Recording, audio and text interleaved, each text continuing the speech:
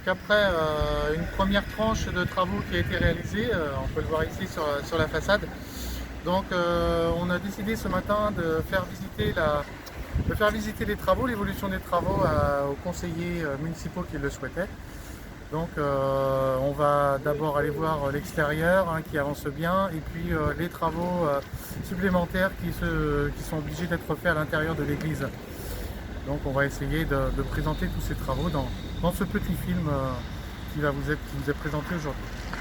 Donc ici on peut voir les raisons des travaux conséquents de l'église sur l'ensemble des parties qui n'avaient pas été faites puisque la façade principale donc, avait été faite en 2010. Donc tous les murs ont été piqués, donc on a enlevé tout l'enduit. Là c'est le nouveau dégrossi et puis après donc, il y aura un enduit final qu'on va pouvoir voir là-haut. Donc l'ancien enduit donc, avait l'inconvénient de ne pas laisser passer l'humidité et donc renfermait toute l'eau qui venait des infiltrations. Et donc l'eau avait tendance à ruisseler et à venir attaquer ces pierres ici qui sont friables puisque c'est du calcaire. Donc ce qui a causé ces dégâts. Alors on peut voir que, on va dire, la quasi-totalité des pierres vont être changées. Elles sont répertoriées une par une, elles sont fabriquées en atelier, on voit en bas ici, on pourra le voir tout à l'heure. Il suffit de taper pour se rendre compte qu'elles sont plus virulentes et donc il faut forcément les changer. Ici on voit donc des pierres de tuffeau qui ont été changées déjà sur les contreforts. Donc elles sont toutes répertoriées, calibrées, découpées en atelier. Elles arrivent ici sur place et elles sont réinstallées. Donc c'est aussi du calcaire. Donc qui a la particularité, celui-ci il est un peu plus dur que dans certains endroits, de manière à ce qu'il soit un peu plus résistant. Ici donc on peut voir une gargouille. Donc une gargouille c'est un système d'évacuation des eaux de pluie. Donc on voit bien qu'une partie des pierres a été jugée saine et donc n'a pas été remplacée. Alors elles seront nettoyées et retravaillées à l'identique de manière à avoir la même couleur que celle du dessous là, qui elles par contre ont été toutes changées. Donc on peut constater sur la partie supérieure de la nef donc le nouvel enduit qui a été fait, les vitraux qui ont été changés et donc le grillage qui a été posé devant. Voilà. Et puis donc là les travaux en cours, donc on est sur le renforcement de la charpente. La toiture a été déposée sur les bas-côtés et donc va être reposée par la suite quand la charpente sera changée en grande partie. Donc la poursuite des travaux va se réaliser de ce côté par ce côté du transept et puis par le chevet, donc là où on va faire exactement les mêmes travaux, c'est-à-dire retravailler la couverture, la charpente. Donc on va changer la couverture en entier, comme c'est le cas pour l'instant, et puis changer toutes les pierres pulvérulentes, et pour arriver à un résultat qui sera celui-ci, où là par exemple sur cette chevronnière, donc toutes les pierres ont été changées.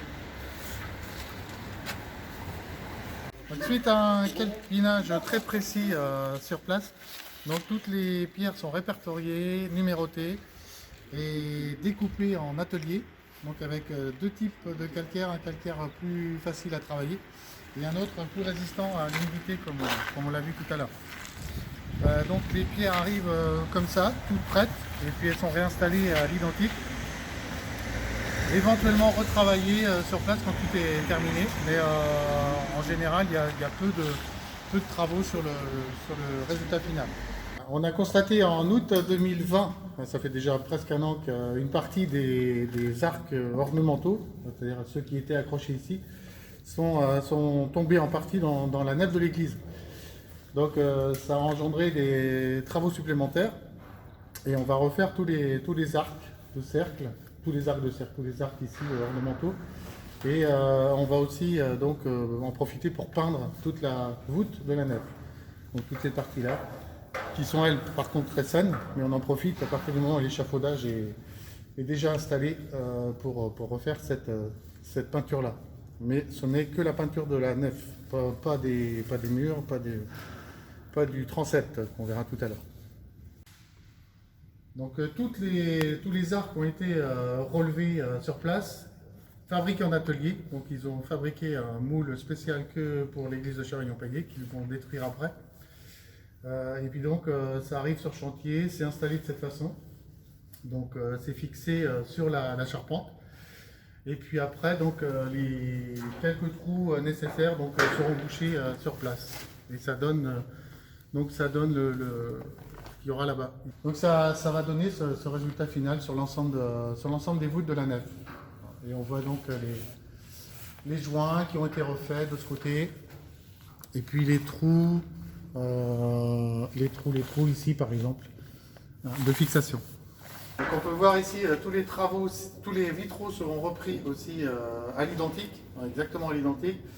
Donc soit refait en partie, soit nettoyé, et donc toutes les jointures en plomb donc, sont reprises. Et a été rajouté aussi un grillage qu'on peut voir à l'extérieur, qu'on peut deviner qui est posé à l'extérieur, qui n'était pas forcément posé sur tous les vitraux de l'église avant. On voit aussi qu'il y aura une intervention sur les bas-côtés, une reprise des voûtins. Le voûtin, c'est partie de la voûte. Donc on voit ici qu'ils ont été déposés, ils vont être replâtrés et puis après repeints aussi par la suite. Donc l'installation des échafaudages et donc les travaux non prévus donc, ont fait que le budget a donc augmenté quand même considérablement, puisqu'il y aura une plus-value de 57 000 €. On a été obligé malheureusement de reporter la date d'ouverture de l'église. On l'avait promis pour Noël 2021, mais ça sera reporté à fin février 2022. On en profite aussi pour remercier les bénévoles qui ont accepté au fur et à mesure de l'avancée de l'installation des échafaudages de déplacer les bancs avec l'aide des services techniques. Mais un grand merci à eux parce que ça permet d'avancer beaucoup plus rapidement sur les travaux.